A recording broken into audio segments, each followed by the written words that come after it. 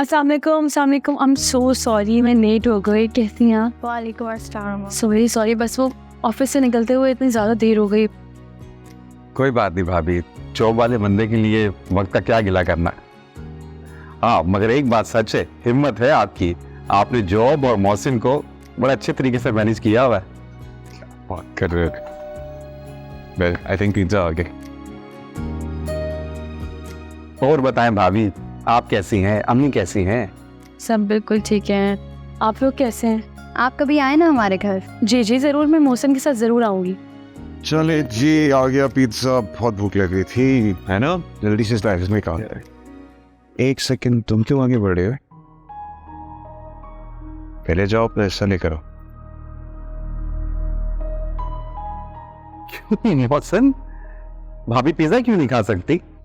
नहीं, मैंने कब मना किया कि नहीं खा सकती? अपने हिस्से के पैसे तो लेकर आओ। मौसम, इस बारे में बात मत करें प्लीज़ सब बैठे। तो क्या हो गया? ये भी तो मेरी फैमिली है।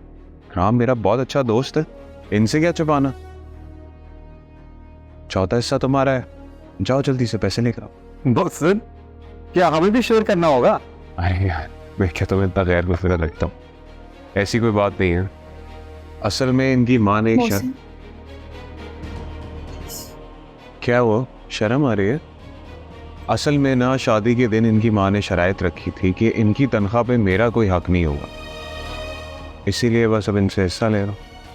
क्यों? क्या भाभी, ये कैसी शर्त? मियाँ बीवी तो दोनों साथ मिलकर चलते हैं, फिर कैसी शर्त?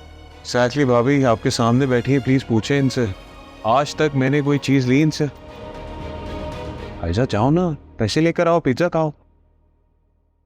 मौसम, ये क्या बेहुदा बात कर रहे हो तुम? यार मेरी बात तुझे बेहुदा लग रही है? शादी के दिन जब इनकी माँ ने शराइत रखी थी, तब किसी को कोई एतराज नहीं हुआ? हाँ,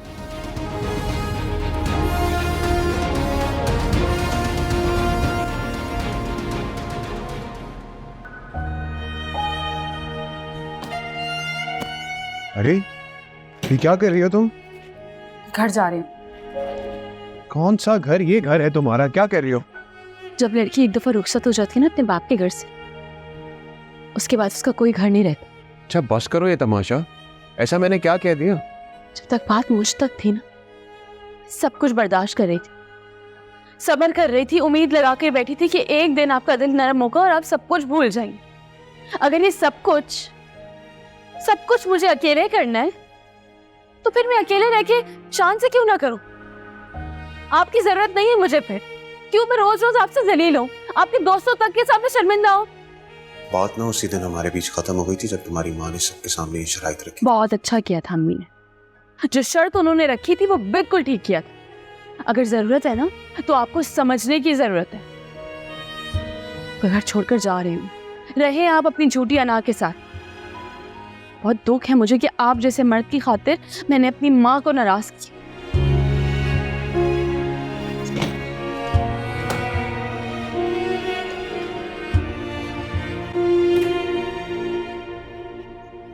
बेटा, तुम तो जानती हो कि मैंने सारी ज़िंदगी जॉब की है, और जैसे ही तनख्वाह आती थी, मैं सारे पैसे तुम्हारे अब्बू के हाथ पे रख दिया करती थी। मैंने कमाई भी की, घर की जिम्मेदारियां भी उठाई, और तुम्हारे अब्बू की गालम गलोच भी बर्दाश्त की। लेकिन फिर जब तुम्हारी शादी हुई, तो मेरे जहन में सिर्फ यही बात थी कि औरत की कमाई उसकी ताकत होती है, और मैं नहीं चाहती थी कि मेरी बेटी से यह ताकत कोई भी छीने, इसलिए मैंने ये शर्त रखी। लेकिन मुझे क्या पता था बेटा कि तुम्हारी जिंदगी मेरी जिंदगी से भी ज्यादा मुश्किल हो जाएगी। गैस, बिजली, पानी, हर चीज के बिल का आधा हिसाब वो मुझसे मांग रहे थे। अगर हम किसी रेस्टोरेंट जाएं तो वहां वेटर के सामने मुझसे मेरे खाने के आधे पैसे मांगते थे।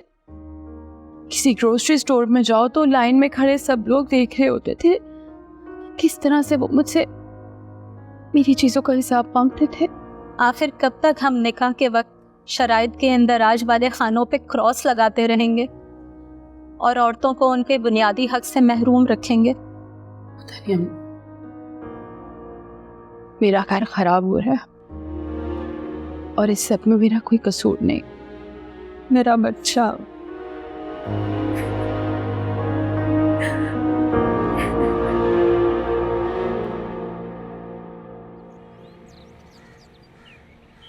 भाभी नजर नहीं आ रही मोहसिन। हाँ, वो अपनी अम्मी की तरफ गई हुई है। बहुत देर से गई, बड़ी ज़र्फ वाली थी भाभी। क्या मतलब? मैं समझा नहीं। तुम कुछ भी नहीं समझ रहे हो मोहसिन। तुम्हें क्या लगता है अपनी बीवी को सबके सामने बेइज्जत करके तुम्हारी अना को तस्कीन मिलेगी? तुमने कभी दूसरों के बारे में सोचा है वो क्या फील करती? अच्छा, तो तुम मेरी बीवी के वकील बन के मेरे सामने आए। सीधे सीधे बात करो ना, क्या बोलना चाहते हो? कल जब मैं तुम्हारे घर से गया तो भाभी की अम्मी ने जो शर्त रखी थी वो बात मेरे जहन में थी। मैं यही सोचता रहा कि उन्होंने ये शराइत लिखवाकर गलत किया या ठीक। फिर मेरे जहन में आया, क्या कभी कोई माँ अपने बच्चों के लिए गलत फैसला ले सकती है? कल मेरे सामने मुसर मेरी बच्ची खेल रही थी, मेरी नजरों के सामने।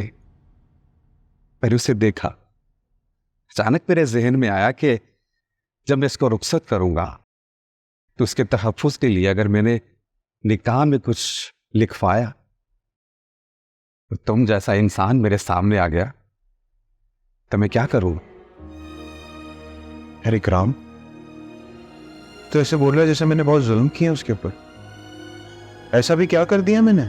अना परस्त इंसान जालिम से बुरा हो। तुम अपने दिल पे राहत रख के बताओ मुझे, जब से तुम भाभी को ब्याह कर लाए हो कौन सी जिम्मेदारी पूरी की है तुमने?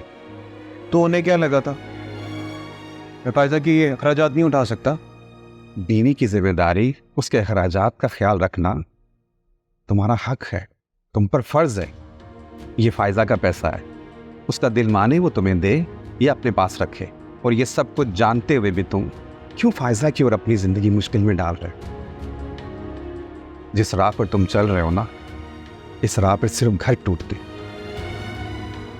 अरे इकराम, मैंने नहीं निकाला उसे घर से, वो अपनी मर्जी से गई है। उसम कल को अगर तुम्हारी बेटी हो और उसके तहफ़्फ़ुज़ के लिए अगर तुम कुछ लिखवाना चाहो और तुम्हारे सामने दूसरा मोहसिन आकर खड़ा हो ना, तो खुदा से रहम की दरख्वास्त कैसे करोगे? किसी की बेटी के साथ उतना ही करो जितना खुद की बेटी के लिए बर्दाश्त कर सको। जो हक औरत को मजहब और कानून ने दिया है ना, उस पर तुम और मैं कौन होते हैं एतराज़ करने वाले? हम निकाह की शराइत के ऊपर कांटा लगाकर अपनी मर्दानगी का सबूत देते हैं, मगर सच तो ये है जो औरत लिखवाना चाहे वो लिखवा सकती है, फिर मर्द उसका साथ दे तो बात बनती है। मैंने कब उसकी जिम्मेदारी उठाने से इनकार किया था यार? मुझसे जब इनकार नहीं किया ना तो बड़े दिल का सबूत दो। वो माँ है मोहसिन, अपनी बेटी के नसीबों से डरती है, तभी ये सब कुछ लिखवा दिया उसने। और तुमने ये सब कुछ करके उसका डर यकीन में बदल दिया। अभी भी कुछ नहीं बिगड़ा मोहसिन, जाओ और भाभी को मनाकर घर ले आओ, अपना घर टूटने से बचा लो मोहसिन। मैं चलता हूँ। फिर से कहानी बुनी है जो अनकही अनसुनी है, रिश्तों के उलझे फसाने, कुछ खूबसूरत बहाने।